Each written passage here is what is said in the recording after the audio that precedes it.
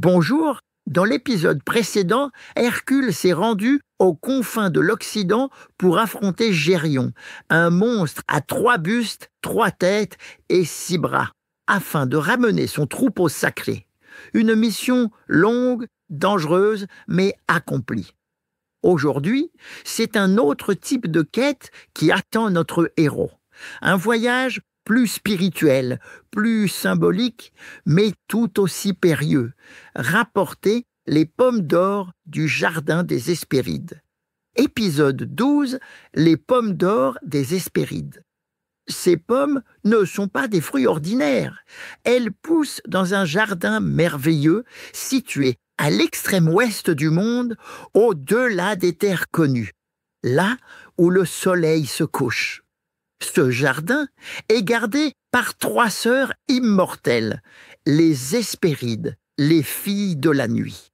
Mais surtout, ce jardin est protégé par un dragon géant à 100 têtes, nommé Ladon, qui ne dort jamais. Les pommes sont un cadeau de Gaïa à Héra, la reine des dieux, symbole d'immortalité. Et pourtant, c'est bien ce que l'on a demandé à Hercule de voler. Mais avant de partir, Hercule doit trouver où se situe le jardin. Personne ne le sait exactement. Alors, Hercule erre longtemps. Il interroge les dieux, les hommes, les monstres. Il traverse l'Afrique, le désert de Libye et même la mer Rouge. Un jour, il rencontre le titan Prométhée enchaîné à un rocher.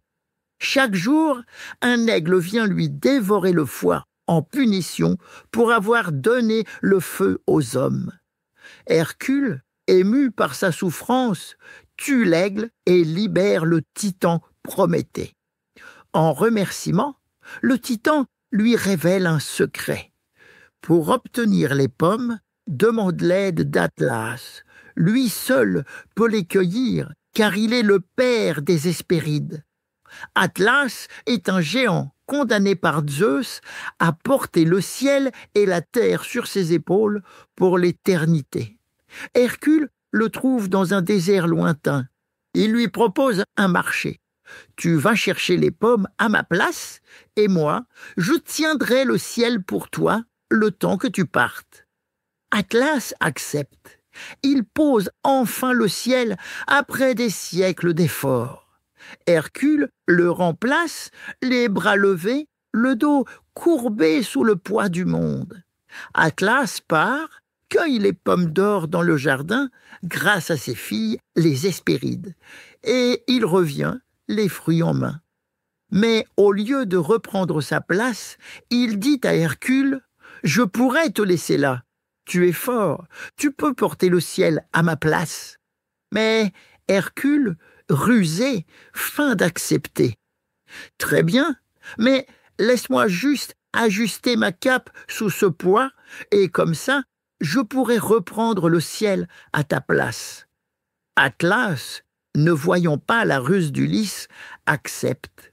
Et dès qu'il soulève à nouveau le ciel, Hercule prend les pommes et s'en va. Il retourne à Tirynthe, traverse des mers, des montagnes, et revient enfin devant Eurysthée, les pommes d'or brillant entre ses mains.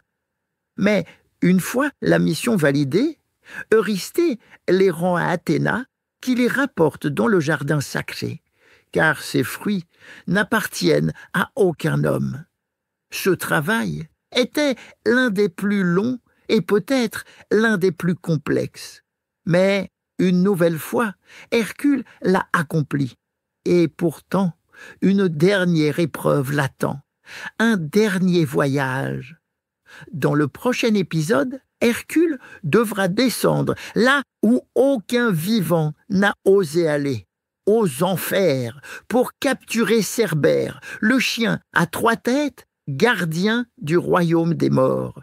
Ce sera le 12e et enfin dernier travail d'Hercule. Cerbère, le gardien des enfers. Alors, abonne-toi vite à mon podcast pour ne pas rater ce dernier épisode des aventures d'Hercule.